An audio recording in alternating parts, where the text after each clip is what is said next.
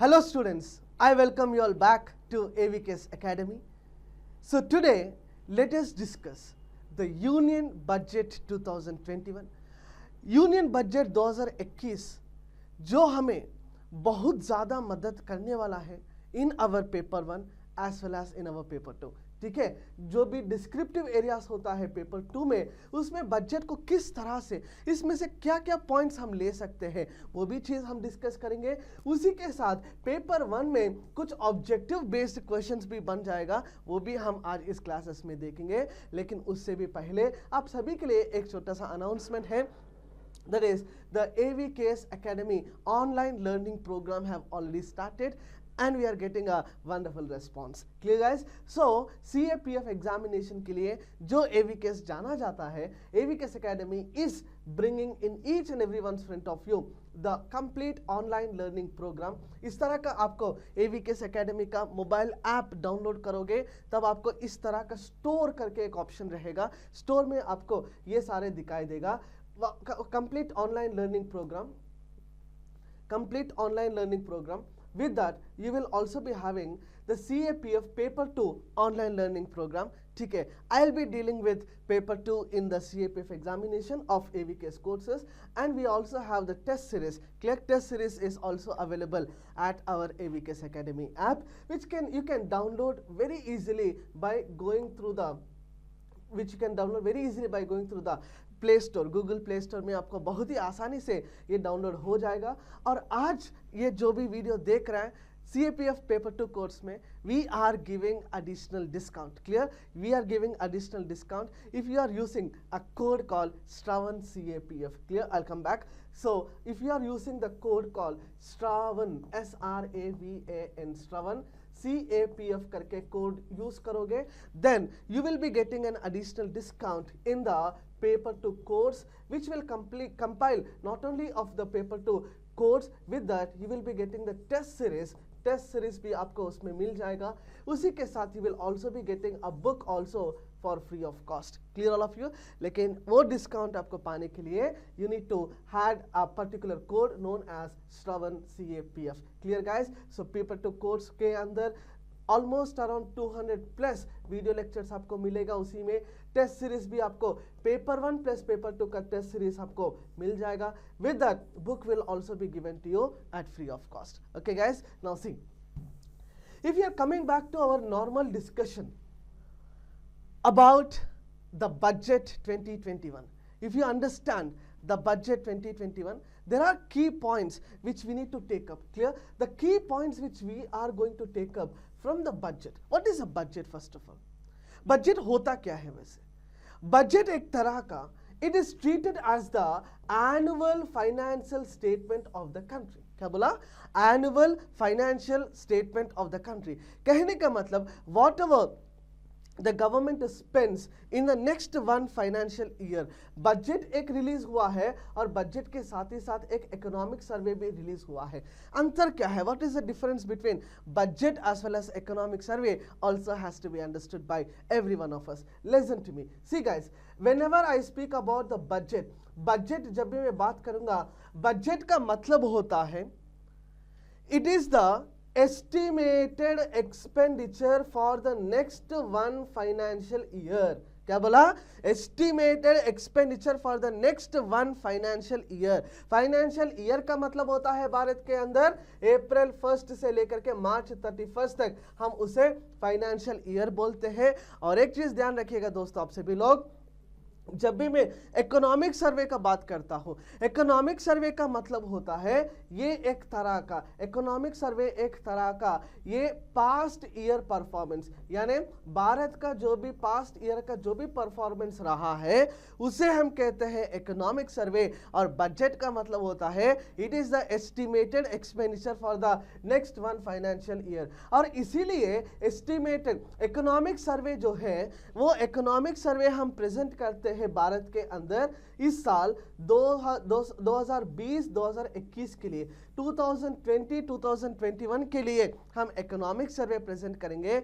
लेकिन वही यदि बजट देखा जाए तो बजट हम प्रेजेंट करेंगे 2021-2022 के लिए. ये चीज आप सभी लोग ध्यान रखिएगा बच्चों. जैसे जैसे मैं बोलूंगा आपको कि बजट एक तरह का एस्टिमेटेड एक्सपेंडिचर है। आने वाला एक साल में हम क्या क्या खर्च करने वाला है उसे हम बजट कहते हैं। इसी बजट के अंदर आपको कुछ की टर्मिनोलॉजीज देखने के लिए मिलेगा। वो सारे की टर्मिनोलॉजीज में आप सभी को बताऊंगा, लेकिन जैसे आपको उसके अंदर कुछ इस तरह सा की टर्म्स देखने के लिए मिलता होगा, कैपिटल करके या फिर रेवेन्यू करके, क्लियर, या फिर आपको करंट करके भी एक टर्मिनोलॉजी देखने के लिए मिलता होगा। तो जो भी बजट है, बजट एक एनुअल फाइनेंशियल स्टेटमेंट है। एनुअल फाइनेंशियल स्टेटमेंट के अंदर दो चीजें होता है, एक होता है हमारा रेवेन्यू और दूसरा होता है हमारा एक्सपेंडिचर। एक होता है रेवेन्यू और दूसरा होता है एक्सपेंडिचर। रेवेन्यू का मतलब ये होता है जो भी हमारा कमाई, whatever we are earning is called the revenue. Whatever we get the rupee it is called revenue. और वॉट एवर वी स्पेंड, हम जो भी खर्च करेंगे उसे हम कहते हैं एक्सपेंडिचर। ठीक है दोस्तों। और रेवेन्यू और एक्सपेंडिचर दो तरह का होता है, कैपिटल और करेंट। कैपिटल और करेंट। कैपिटल का मतलब होता है जो एसेट क्रिएटेड होता है, एसेट क्रिएटिव होता है। जो भी हम पैसा खर्च करेंगे इंफ्रास्ट्रक्चर डेवलपमेंट में उसे हम कैपिटल कहते हैं। और करेंट का मतलब डे टू डे स्पेंडिंग होता है। Every day spending will be known as current. Clear guys? So we will be discussing that in detail. लेकिन उससे भी पहले one thing I would like to clarify to each and every one of you, इस साल का budget में कुछ खासियत है। Clear? There are specialities in this year budget as such. Clear? What are the specialities of this year budget? Just try to understand. इस साल का बजट भारत के इतिहास में पहले बार, for the first time in the Indian history, this budget have gone digital. एक digital method में या फिर एक डिजिटल मैकेनिज्म में आज यानी इस बजट को हमने प्रेजेंट किया है। यह बजट कुछ भी हार्ड कॉपी नहीं देता है, सिर्फ सॉफ्ट कॉपी देता है। उसके लिए एक ऐप डाउनलोड करना पड़ेगा, यूनियन बजट ऐप। ठीक है? सारे संसद जो भी है, मेंबर ऑफ पार्लियामेंट जो भी है, उन सभी को ये ऐप के द्वारा ही वो बजट दिखाया गया और बजट का स्पीच भी उसी में पढ़ना पड़ेगा। और एक चीज ध्यान से देखना दोस्तों, आप सभी लोग, हर साल 1 फरवरी को हम बजट प्रेजेंट करते हैं या फिर first working day of February को हम बजट प्रेजेंट करते हैं। यदि 1 फरवरी संडे आ गया, कोई छुट्टी के दिन आ गया, तब हम उस दिन बजट प्रवेश नहीं कर सकते हैं, प्रेजेंट नहीं कर सकते हैं। लेकिन हम बजट प्रेजेंट करने के लिए वो दिन होना चाहिए first working day of February. पहले ये last working day of February हुआ करता था, लेकिन उससे हम बदल करके हमने first working day of February हमने कर दिया। ठीक है दोस्तों। और एक चीज ध्यान रखिएगा दोस्तों, आप सभी लोग, आज के इस बजट में हाईएस्ट प्रायोरिटी हमने दिया गया है हेल्थ सेक्टर को। ठीक है दोस्तों, हेल्थ सेक्टर को सबसे ज्यादा, सबसे हाईएस्ट प्रायोरिटी दिया गया है। पीएम आत्मनिर्भर स्वस्थ अभियान योजना करके एक नया स्कीम भी लॉन्च किया गया है। जो भी हम इधर बता रहे वो आपको पेपर एंड फैक्चुअल में भी काम आना है, साथ ही साथ आपको पेपर टू डिस्क्रिप्टिव में भी लिखते वक्त आपको काम आना चाहिए। ठीक है दोस्तों। तो health has been given the top most priority in 2021 budget amid the COVID pandemic. यानी कोविड पैंडेमिक के बाद we are all in the requirement of the largest allocations or the largest criteria to be given to the health assets। और इसीलिए more than 2 lakh crore, 2 lakh से भी ज्यादा करोड़ रुपए हमने सिर्फ स्वास्थ्य के लिए दिया है, हेल्थ सेक्टर के लिए दिया है। और इससे पिछले वाला साल से हम कंपैरिजन करेंगे यदि, तो हमने 137%, ठीक है दोस्तों, 137% ज्यादा हमने हेल्थ सेक्टर में लगाया है। और सिर्फ केवल कोविड वैक्सीनेशन के लिए 35,000 करोड़ हमने अलॉट किया गया है। ध्यान से समझना दोस्तों। इधर यदि आपको एक और इंपॉर्टेंट बात हम बता देते हैं, हर एक पॉइंट आपको इंपॉर्टेंट हो जाएगा। इस बजट में पूरा निर्मला सीतारमण जी, माननीय वित्त मंत्री, finance minister, have announced 6 pillars of the budget. इस बजट का पूरा कितने पिलर्स में उन्होंने अनाउंस किया गया है? 6 पिलर्स में अनाउंस किया गया है। That is health and wellbeing, physical financial capital, physical financial capital and inclusive development for aspirational India, reinvigorating human capital, innovation and research and development, minimum government, maximum governance. Clear all of you guys? ये 6 pillar इधर repeat हुआ है। Health and wellbeing is one, physical financial capital and infrastructure, inclusive development for aspirational India, reinvigorating human capital, innovation and R&D, minimum government and maximum governance. So these are the major pillars of this year's budget. 6 pillars. You can be given a title directly. आपसे सीधा title पूछा जा सकता है, What do you mean by minimum government and maximum governance? या फिर you can also be asked like, what is the role of innovation and R&D? What is the role of innovation and research and development in India's growth? ठीक है, भारत के विकास में innovation and R&D का क्या role है करके भी आपसे सवाल पूछा जा सकता है। तभी ध्यान से समझना दोस्तों, आप सभी लोग, हर एक पॉइंट जो भी हमने यहाँ पर मेंशन किया है, 6 पिलर्स करके जो भी मैं मेंशन कर रहा हूँ, वो सारे के सारे एक टाइटल बन सकता है, चाहे वो ऐसे में हो या फिर एक आर्गुमेंट में हो। ठीक है दोस्तों, और एक चीज ध्यान रखना, इधर 6 पिलर्स के बारे में आपको सभी को पढ़ाने के बाद हमारा भारत के अंदर बजट में हर साल के जैसे एक इंफॉर्मेटिक पिक्चर हम आप सभी को दिखा रहे हैं। भारत के अंदर रुपया जो है वो कहां से आता है और वो कहां जाता है। यानी यदि हम पूरा बजट के अंदर हमारा रेवेन्यू एस्पेक्ट को देखेंगे तो रुपये आएगा करके मैं बोलता हूं, और यदि हम एक्सपेंडिचर के बारे में बात करता हूं तब रुपये जाएंगे करके मैं बात करता हूं।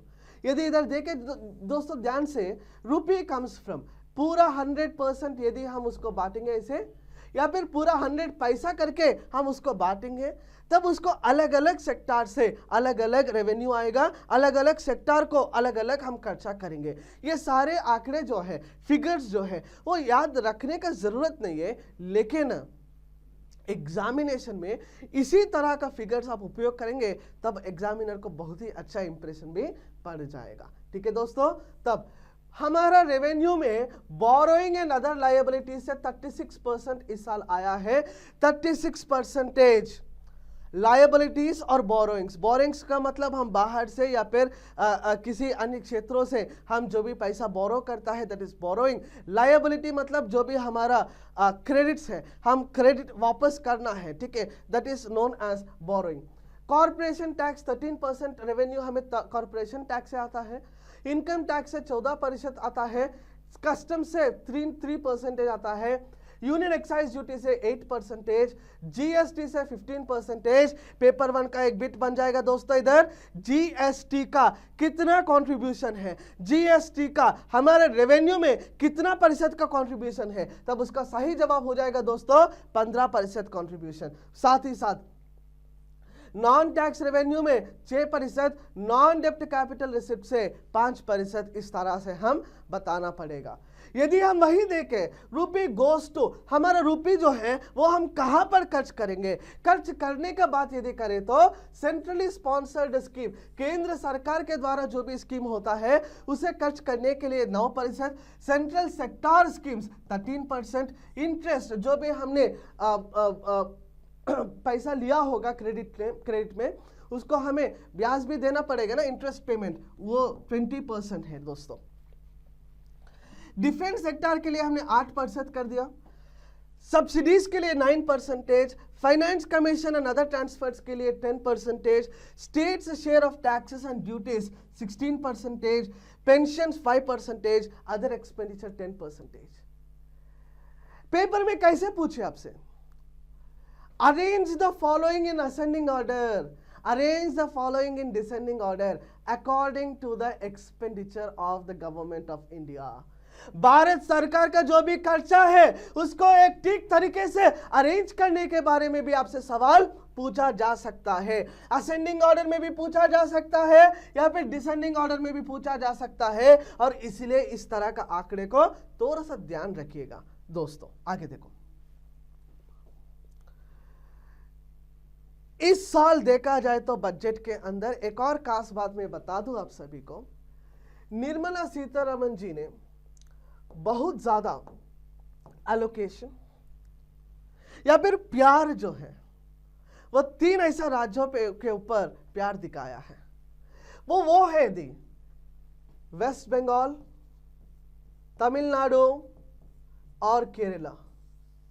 दोस्तों समझना ध्यान से, इन 3 राज्यों में आने वाले कुछ समय में चुनाव होने वाला है। Elections are going to be held in these 3 states as such. That is the key reason where the budget allocations are being made, particularly not only to these states but more to these states as such. Okay guys, roads and highways इस साल निर्मला सीतारमण जी का कहना यह है कि over 13,000 kilometer length of roads at a cost of 3.3 lakh crore has already been awarded under rupees 5.35 lakh crore Bharatmala project. This will be important for your paper 2, very very important. Bharatmala project, आप infrastructure से सवाल आएगा आपको, तब आपको paper 2 में आपको इस तरह का पॉइंट्स को जोड़ना पड़ेगा। By March 2022 another 8,500 kilometer and additional 11,000 kilometers of national highway corridor will be awarded. 3,900 kilometer of national highway work will be undertaken in Tamil Nadu. The construction will start next year. ठीक है, तमिलनाडु में चुनाव है इसीलिए इस तरह का announcement. ठीक है, 1100 kilometer of national highway work will be undertaken in Kerala, including 600 kilometer stretch of Mumbai Kanyakumari corridor. 600 kilometer corridor to be developed in West Bengal at a cost of rupees 25,000 crore. National highway work more than 34,000 crore covering up to 1,000 kilometer will be taken up in Assam. Assam में भी इस तरह का काम शुरू होने ही वाला है। ठीक है दोस्तों, साथ ही साथ इंडियन रेलवे का पहले बार एक हाल ही वाले समय में एक ऐसा नेशनल रेल प्लान करके एक हमने बनाया है, जिसका टारगेट रहेगा 2021 से लेकर के 2030 तक, 2021 से लेकर के 2030 तक क्या क्या हमें रेल्स में अपग्रेड करने वाले हैं, सिक्योरिटी सर्विसेज को किस तरह से हम अपडेट करेंगे, ये सारा के जो भी हम पढ़ा रहे इधर ना, उन सारे पीडीएफ सिंप्लीफाइड वर्जन का जो भी पीडीएफ है वो आपको हमारा टेलीग्राम चैनल पे भी मिल जाएगा और हमारा ऐप में भी आपको कलेक्शंस मटेरियल सेक्शन में, स्टडी मटेरियल सेक्शन में मिल जाएगा। दोस्तों देखिएगा, national rail plan for India 2030, the plan is to create a future ready railway system by 2030. Government aims to bring the logistics cost for industry to enable Make in India.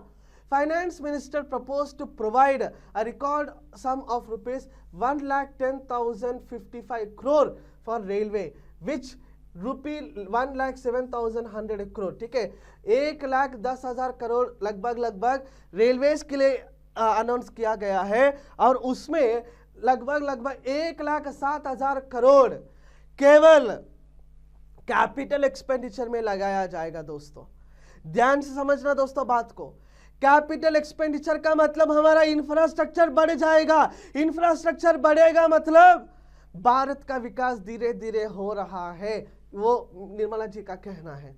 Western and eastern dedicated flight corridors to be commissioned soon. Sonnagar Gomoh section Bihar का corridor will be taken up this year.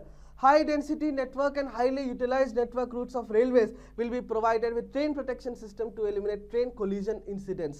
ठीक है, जैसे हमने railway over bridges का हमने काम already launch किया गया है, उसी तरह हम रेल एक्सीडेंट्स को कम करने के लिए, कोलिशंस को कम करने के लिए एक मॉडर्न सिस्टम, सिक्योरिटी सिस्टम भी हम लाने वाला है। Vistadome coaches to be integrated in all tourist corridors. 100% electrification will be completed by 2023. 2023 तक 100% Indian railway networks will be getting electrified as such. साथ ही साथ अर्बन एरियाज में इंफ्रास्ट्रक्चर को बूस्ट करने के लिए, अर्बन इंफ्रास्ट्रक्चर को और बेहतर करने के लिए, जैसे हमारा भारत के अंदर कुछ स्कीम्स चल रहा है, स्मार्ट सिटी मिशन करके, अमृत करके, सुना होगा दोस्तों आप सभी लोग। अमृत का मतलब Atal mission for rejuvenation and urban transformation को और बेहतर करने वाला है। New scheme to be launch to augmentation of public bus service. It will boost the automobile sector and create employment opportunity for the youth and enable smooth mobility of the citizens. युवाओं के लिए एक नया scheme, बस improvements के लिए एक नया स्कीम हम लाने वाला है। Metro light and metro neo, metro rails के अंदर जो भी हमारा नया तरह का मेट्रो लाइट करके एक प्रोजेक्ट को लॉन्च करने वाला है। टायर 2 और टायर 1 सिटीज में, यानी छोटा सिटीज में भी लॉन्च हो जाएगा metro. Additional central funding will be provided to Kochi metro phase 2, Chennai metro phase 2, Bengaluru phase 2A and B, Nashik and Nagpur. ठीक है, चेन्नई, बेंगलुरु, नासिक, कोच्चि, चेन्नई, बेंगलुरु, नासिक, कोच्चि और नागपुर। ठीक है, इन 5 एरियाज में मेट्रो रेल बनाने के लिए केंद्र सरकार मदद देने वाला है। उज्ज्वला स्कीम जो है, उज्ज्वला स्कीम के अंदर जो हमारा महिलाएं हैं, whatever are the women in India, whoever are cooking their daily need, their daily food in the sticks, in the fire, in the coal and etc. To make them clean energy, to make them access to the clean energy, Prime Minister Modi have said we are going to give LPG connection to each and every household at a very subsidized prices. बहुत ही कम, बहुत ही सस्ता price में हम ये जो gas cylinder है वो देने वाला है अंडर एन इनिशिएटिव कॉल प्रधानमंत्री उज्ज्वला योजना। और उज्ज्वला योजना के साथ, उज्ज्वला योजना का ये सक्सेस है कि आज तक उन्होंने 8 करोड़ हाउसहोल्ड को नया LPG गैस कनेक्शन दिलाया है। और निर्मला जी ने ये कहा कि 1 करोड़ और फैमिलीज को ये गैस पाइपलाइन देने वाला है। Gas pipeline network to be taken up in Jammu and Kashmir UT and City Gas Distribution Center program will be extended to 100 districts in next 3 years. ये सवाल आपसे पेपरों में पूछा जा सकता है। Gas pipeline network which was announced by Nirmala Sitharaman will be established in the Union Territory of Jammu Kashmir.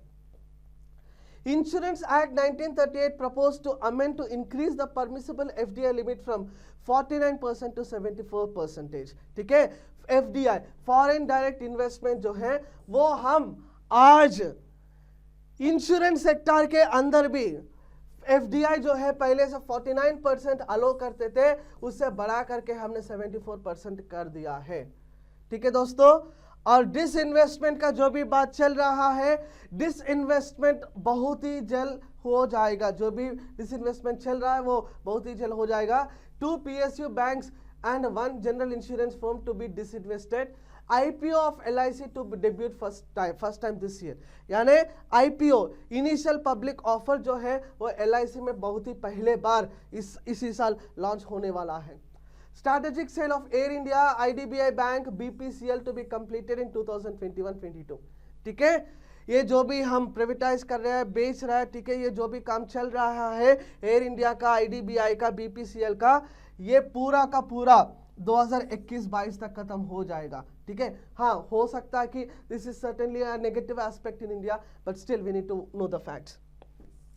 नीति Aayog to come up with the new list of companies to be disinvested. ठीक है, जो भी नया companies है disinvest होने वाला है, वो नया कंपनीज का भी लिस्ट बहुत ही जल्द नीति आयोग के थ्रू आ जाएगा।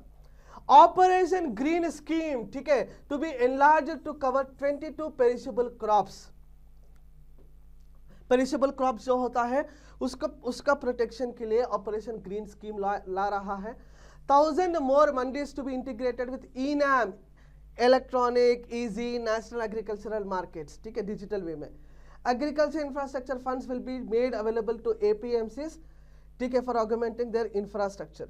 MSP इंक्रीज टू 1.5 टाइम्स, ठीक है, MSP जो है वो बढ़ा दिया है।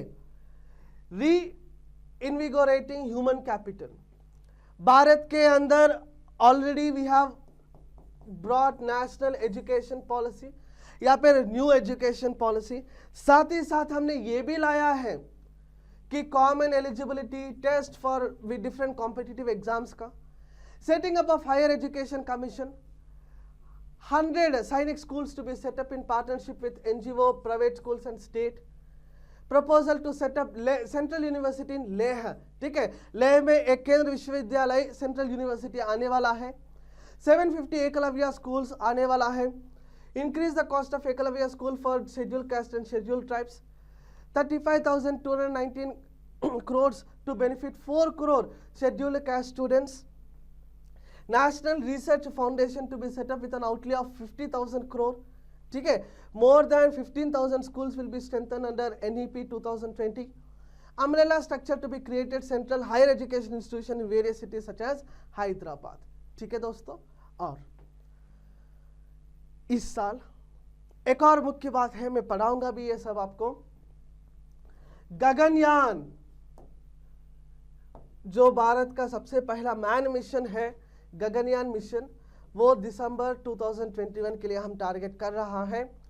Deep ocean mission to launch for the conservation of deep sea biodiversity, ये भी निर्मला जी ने अनाउंस किया है, ठीक है दोस्तों। 7 मिनिमम गवर्नमेंट मैक्सिमम गवर्नेंस का भी बात कर रहा है इधर। First digital census to be launch, the centre has allocated 3,758 crores for that purpose. Rupees 1,000 crore proposed for welfare of the tea workers, especially women and children in Assam and West Bengal. 300 crores दिया जाएगा गोवा को। Goa government क्योंकि वो celebrate कर रहा है 50 years of liberation from Portuguese, ठीक है। फिक्की स्टेट को 300 crore दिया गया है, that was given to state of Goa. Atmanirbhar Swasth Bharat योजना, द इकोनॉमी स्वास्थ्य संजीवनी, ठीक है दोस्तों। This is a new initiative that is being launched for improving the health sector, health infrastructure and all those, ठीक है। जैसे मैंने बताया आपको 35,000 crores will be allotted alone for the vaccine preparation, ठीक है।